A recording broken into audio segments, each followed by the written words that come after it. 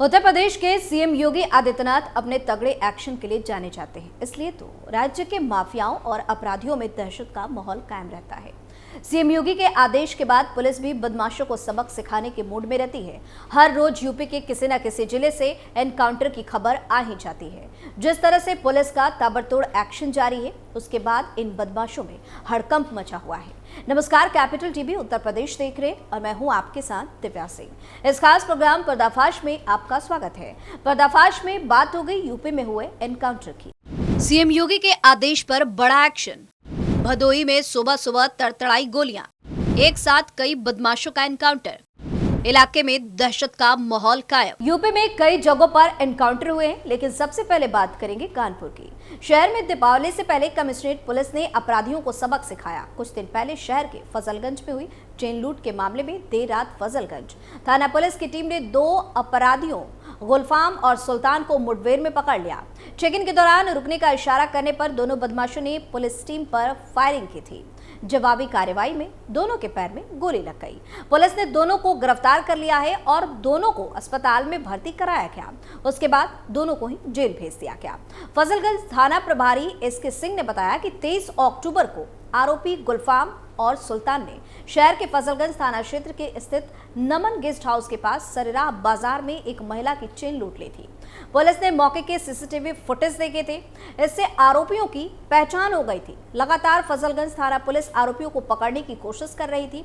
वहीं मुखबिर की सूचना मिलने पर घटना में शामिल बदमाश गुलफान और सुल्तान को दादानगर के पास रोक दिया गया। रुकने के बजाय बदमाशों ने पुलिस टीम पर ही फायरिंग करनी शुरू कर दी। जवाबी कार्रवाई में दोनों के पैर में गोली लग गई। इसके बाद दोनों को पकड़ लिया गया। दोनों को अस्पताल में भर्ती कराया गया। मामले को लेकर एडीसीपी सेंट्रल महेश कुमार ने बताया कि आरोपी गुलफाम और सुल्तान पेशेवर अपराधी हैं।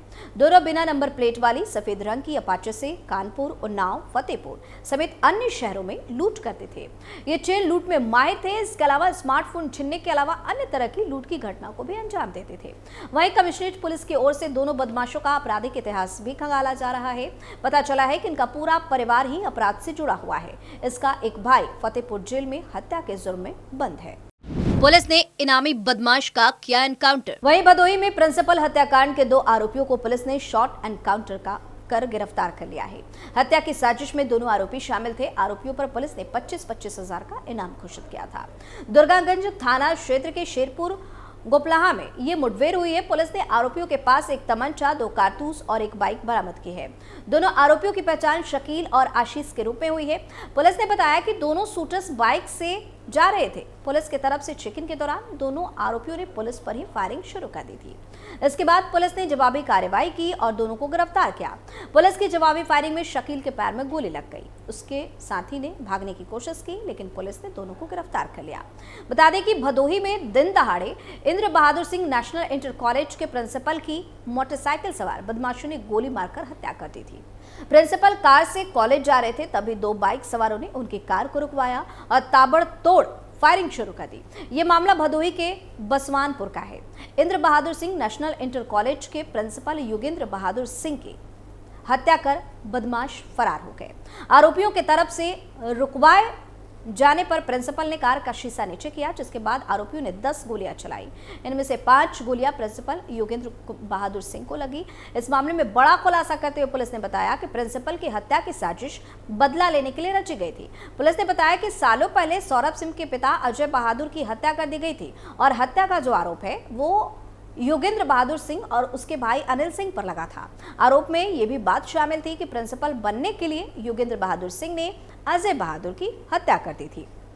अजय बहादुर की हत्या के आरोप में योगेंद्र बहादुर सिंह और उनके भाई अनिल सिंह बरी हो गए, लेकिन सालों बाद अजय बहादुर के बेटे सौरभ सिंह ने पिता की हत्या का बदला लेने के लिए योगेंद्र बहादुर सिंह की हत्या कर दी।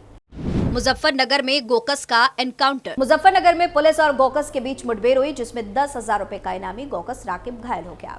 घटना नई मंडी थाना क्षेत्र के बिलासपुर कट इलाके में हुई, जहां पुलिस की स्पेशल टीम ने गश्त के दौरान संदिग्ध व्यक्ति को रुकने का इशारा किया। रुकने के बजाय संदिग्ध ने पुलिस पर फायरिंग शुरू कर दी, जिसके जवाब में पुलिस ने भी गोलियां चलाई। मुठभेड़ में राकिब घायल हुआ, जिसे तुरंत हिरासत में लेकर इलाज के लिए अस्पताल भेजा गया। पुलिस के अनुसार राकिब पर गोकसी के 2 मामले दर्ज है और वो लंबे समय से फरार चल रहा रहा था। राकिब के पास से एक बाइक, एक तमंचा और कारतूस भी बरामद हुए। पुलिस ने बताया कि इस मुठभेड़ के बाद इलाके में सुरक्षा व्यवस्था को बढ़ा दिया गया है और उसके साथियों की तलाश की जा रही है। पुलिस अधीक्षक ने बताया कि राकिब के खिलाफ कई गंभीर धाराओं में मामले दर्ज है और वह गौकशी जैसे अपराधों में संलिप्त था। इस मुठभेड़ के बाद पुलिस की सक्रियता बढ़ा दी गई है और राकिब से पूछताछ कर अन्य आरोपियों की जानकारी भी जुटाई जा रही है। अलीगढ़ में भी हो रही थी गौकशी। वहीं अलीगढ़ में थाना शर्रा क्षेत्र के गांव भमोरी बुजुर्ग में भी गौकशी की सूचना पर पुलिस मौके पर पहुंच गई। पुलिस को मौके पर कोई आदमी नहीं मिला, हालांकि मौके से अवशेष मिले हैं जिसकी जांच के लिए भेज दिया गया है। गांव भमोरी बुजुर्ग में नगला गिरधारी के हप्पू अपने खेत पर जा रहा था। जानवर की आवाज आने पर उसे शक हुआ। नगला गिरधारी मार्ग पर शमशान के पास कुछ लोग ग्रामीणों को दिखाई दिए। पास में पहुंचे तो गांव भमोरी बुजुर्ग निवासी जलील का गांव का बैनीराम और एक अन्य धारदार हथियार के साथ मौजूद था। आरोप है कि गौकशी का काम कर रहे थे ये लोग। युवक ने थाना कोतवाली पुलिस को इसकी सूचना दी। क्षेत्राधिकारी महेश कुमार कोतवाली पुलिस को लेकर मौके पर पहुंच गए। पुलिस को आता देख तीनों भाग खड़े हुए। पुलिस ने गिरफ्तारी के लिए तीनों के ठिकानों पर दबिश दी। ये तीनों का कोई सुराग फिलहाल नहीं मिल सका है। मौके पर मिले अवशेष की जांच के लिए पशु चिकित्सालय उसे भेज दिया गया है। मामले में पुलिस का कहना है कि गौकशी की सूचना मिली थी, मौके पर पुलिस पहुंची है। मौके से अवशेष को इकट्ठा कर जांच के लिए भेज दिया गया है। घटना की तहरीर मिल चुकी है, मुकदमा दर्ज कर लिया गया है। अवशेषों के रिपोर्ट आने पर आगे की कार्रवाई की जाएगी। फिलहाल आरोपियों की गिरफ्तारी के लिए लगातार दबिश दी जा रही है। बताया जा रहा है कि गांव का चौकीदार भी इस घटना में शामिल है।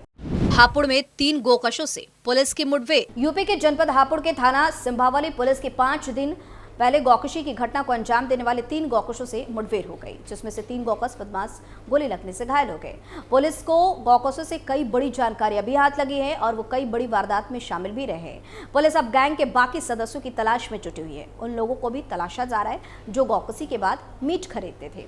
दरअसल पुलिस को सूचना मिली थी कि गौकशों का गैंग गौकशी करने जा रहा है। इस पर पुलिस ने बदमाशों की घेराबंदी शुरू कर दी। गांव नया बांस पुलिया के पास पुलिस घेराबंदी करके खड़ी हुई, तभी 2 बाइक पर सवार 6 संदिग्ध युवक आते हुए दिखाई दिए। पुलिस ने जब बदमाशों को रोकने का इशारा किया, कोशिश की गई तो उनमें से एक बदमाश ने पुलिस पर फायरिंग झोंक दिया और सभी बदमाश भागने लगे। पुलिस ने घेराबंदी कर जवाबी फायरिंग की तो गोली लगने से 3 बदमाश घायल हो गए और 3 अंधेरे का फायदा उठाकर मौके से फरार हो गए, जिनके लिए पुलिस ने जंगल में तलाश की, मगर कोई सफलता हाथ नहीं लग सकी। पुलिस ने सभी घायल बदमाशों को इलाज के लिए अस्पताल में भर्ती करा दिया। पुलिस से मुठभेड़ के दौरान 3 बदमाश के पैर में गोली लगने से वो घायल हुए। उनका नाम शहजाद है और उस पर करीब 13 मुकदमे कायम है। मोहसिन पर करीब 7 मुकदमे दर्ज है। शहजाद पर करीब 3 मुकदमे दर्ज है। वही फरार अन्य बदमाशों की गिरफ्तारी के लिए दबिश दी जा रही है। पर्दाफाश में फिलहाल के इतना ही। देखते रहिए कैपिटल टीवी उत्तर प्रदेश। नमस्कार।